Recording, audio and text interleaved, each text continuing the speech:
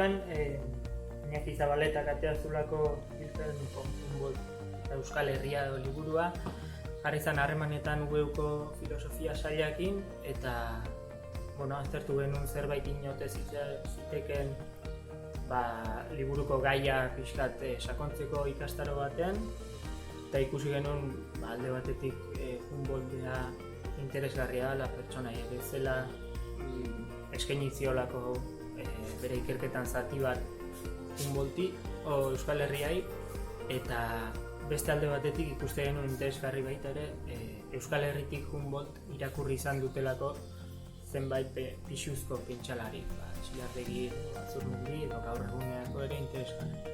Eta pixkat bi norabide horiek uztartuz antolatu genuen ikastaro.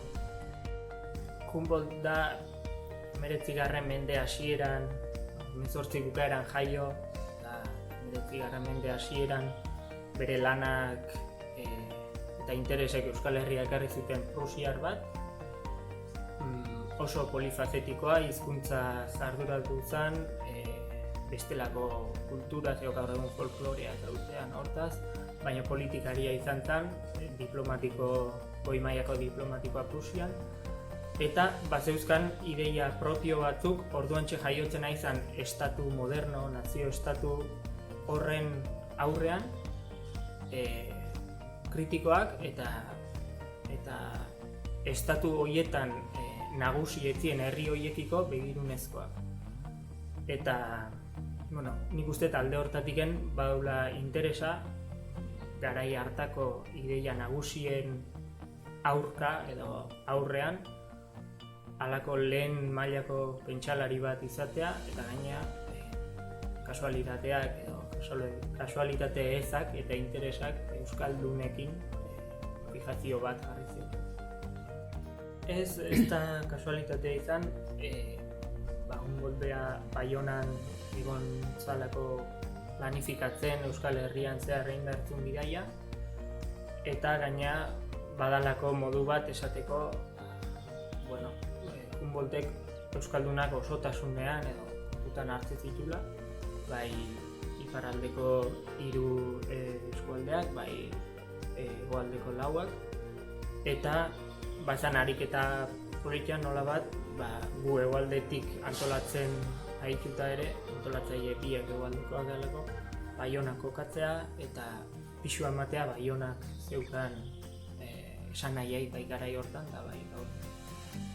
Humboldtek garai hartan eta euskaldunei begira ikusi zuen badaudela loturak hizkuntzan herritartasunaz beak zeukan kontzeptuan eta kulturak zeukan garrantzia herritartasun hortan, eta Humboldtek hori aztertzeaz gain gerora ere soka ekarri du hirukote horrek, eta pixkat lehen esan dutena joku hori egitea zen asmo. Humboldtek bere garaian, bere garaiko tresneria teorikoekin zer ikusi zuen, zer topatu zuen hemen, eta bere garaiko tresneria horretatik gaur egunea etorrita, nola jarraitzeu hirukote horrek gaur egungo eztabaidetan. Orokorrean hitzaldi modu planteatu ditu, gai desberdinetan adituak jendea gonbidatu dugu, oraintxe Joseba Grazkoenaga historiatik edo testuinguru historikoa jartzen, gero Iñaki Zabaleta bera pixkat Humboldt gehien eta sakonen ikertudun filosofoa delako, eta gero Blanca Ujiel etorriko da hizkuntzalari, euskalari ikuspuntutik Humboldten berritasunak aztertzen. Eta biharko egunean berriz hartu ditugu Humboldt irakurri duten bi euskal pentsalari pixuzko, Txillardegi eta Joxe Azurmendi, eta Txillardegi aztertzeko etorriko da Laitz Aizpuru, eta Joxe Azurmendi aztertzeko Neroni jarriko naiz, Aritz Azurmendi. Eta gero pixkat berritasun aldatzeko dinamika mahai ingurua proposatu dugu, Ibai Iztuetak sarrerako hitzalditxo bat egingo du, eta gero gauden onarten mai ingurua, bai aurreko egunetan ikasitako ez, bai egun hortan hitz egindako ez, eta gaur egun lehen esan detena hizkuntza, kultura, herritasuna nola txirikortatzeien eztabaidatu. Eta gero ikastaroa borobiltzeko arratsaldean badaukau bisita bat Baionako Euskal Museoaren funtsera. Aitzaki bezala Humboldtek publikatutako 2 liburu originalak daudelako eta bestelako zenbait marrazkietare badaudelako. Eta lehen esan detenagatik ere bai, pixkat, Baionan egotea ez da kasualitatea eta Baionako Euskal Museoan Humboldten gauzak egotea ere ez denez kasualitatea, lotura bai egin nahi. Eta bukaeran egingo duguna da, 19. mendeko Baiona gaitzat hartuta, gai zentraltzat hartuta, Baionan zehar batur bat edo gida batekin hitz egin da, eta pixkat berrera ikitzeko 19. mendeko Baiona hartan Humboldtek ze topatu izan zezaken.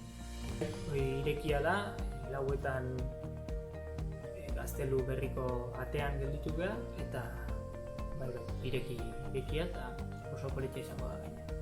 Helburu azkenean da, gaur egun eztabaidan badaude, aipatu dituen herritartasuna, hizkuntza eta kultura duten harremanoi, eta guk egin dena da hirukote hoi edo oso modu irekian eztabaidatu zitekena pixkat desplazatu eta jarri Humboldten pentsamendua helduleku bezala, gero hortiken gaur egunerako bidea egiteko, baina tradizio edo korronte hortatik egon dien proposamenak aztertu eta gaur egun eduki ditzaketen balioazko eta egiteko.